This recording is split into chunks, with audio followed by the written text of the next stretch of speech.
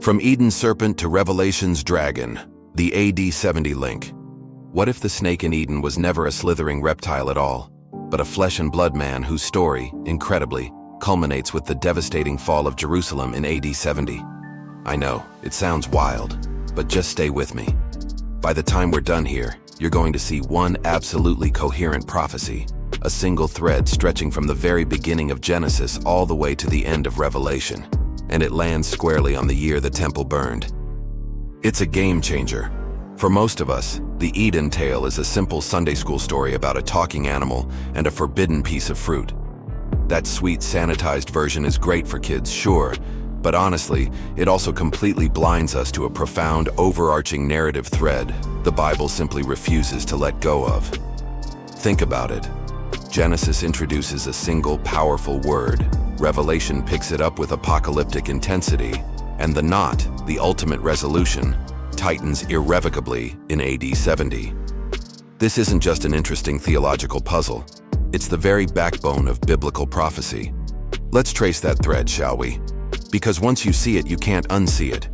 All right, open your Bible, or at least imagine it, to Genesis chapter 3. The Hebrew word we translate as serpent there is Nahash. Now, yeah, it can mean a snake, a literal reptile. We get that. But here's where it gets fascinating. In the very next book, Exodus, Moses uses that exact same word, Nahash, to describe the king of Egypt. Isaiah, centuries later, calls Babylon's king a Nahash. Ezekiel does the same with Tyre's ruler. See a pattern forming? Every single time the prophets use this word for a person, they're not calling him cold-blooded in a literal sense. They're calling him cunning, dangerously deceptive, and fundamentally opposed to God's people. This isn't zoology, friends. It's covenant politics playing out on a grand stage. From a full preterist covenant creation perspective, the garden story itself isn't a literal physical creation of the universe. It's a symbolic depiction of the establishment of God's covenant people and their spiritual realities.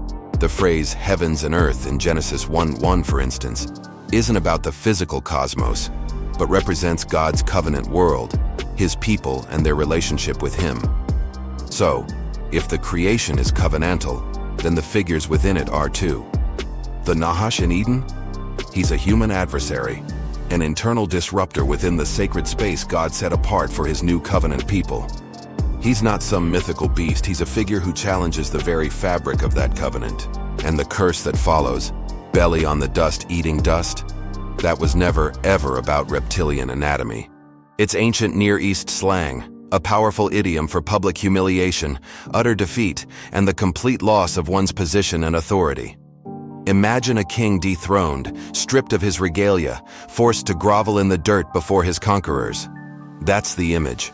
The man who once walked upright in God's counsel, perhaps even a key figure in that early covenant community, is now demoted, shamed, and forced to literally lick the dust of his defeat.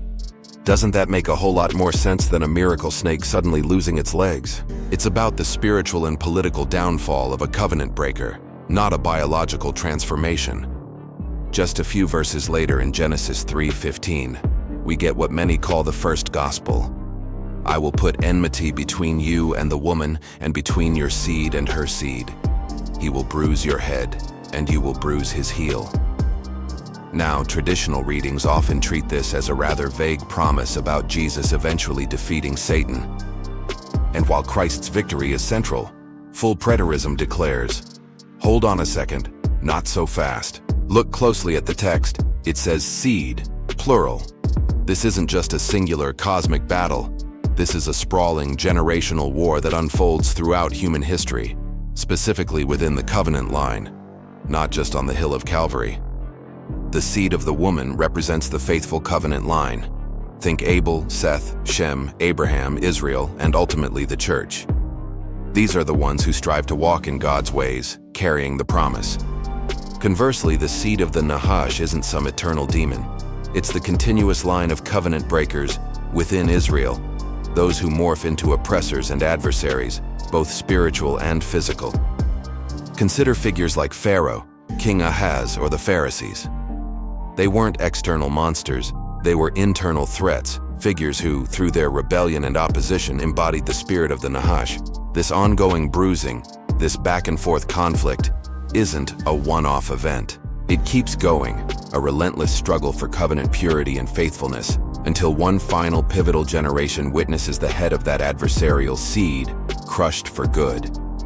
And that generation, my friends, is the one living in the tumultuous years leading up to AD 70.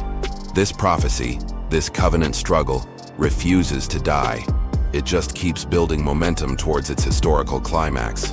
Now, let's fast forward to Revelation chapter 12. John sees a great red dragon and immediately identifies him as that ancient serpent. He's pulling the Nahash from Eden and revealing his final form. But this dragon isn't Rome. It's the Jewish high priest, the ultimate accuser of the brethren. Think about it. Who stood before God day and night, presenting the sins of Israel during the morning and evening sacrifices? The high priest, accusing the people by the law. The dragon's tail sweeping a third of the stars of heaven is a symbolic picture of the high priest causing a significant portion of the Levitical priesthood to defect from their true service to God. The prophecy then reveals the battle. Michael, who is Jesus, the promised seed of the woman, and his angels, the apostles, wage war. How do they win? Revelation says they depended on the blood of the Lamb, and they did not love their own lives.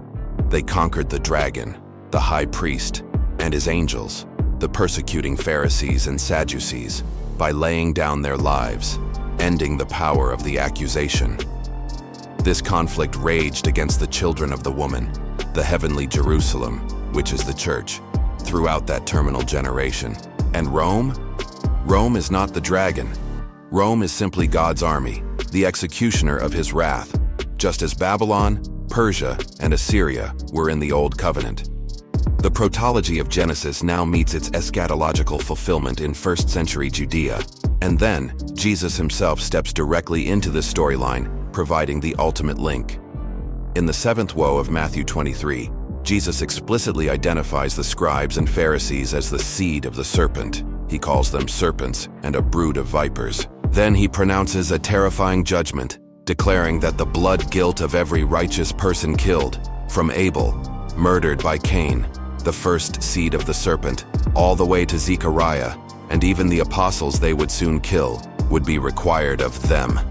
And he nails down the timeline, stating unequivocally, "Truly I tell you, all this will come on this generation."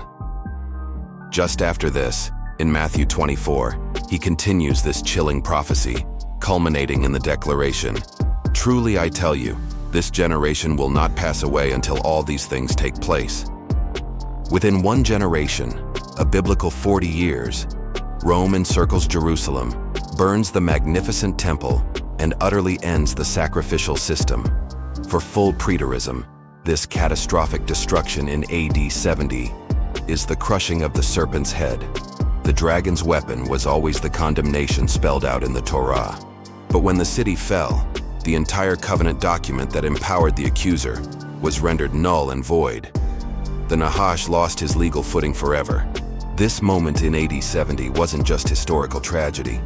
It was the climax of the resurrection itself. The first resurrection had already taken place at the resurrection of Christ. As Ephesians 2 and Colossians 2 explain, the saints had already been spiritually raised with Christ and seated with him in heavenly places. So, what was AD 70? It was the consummation.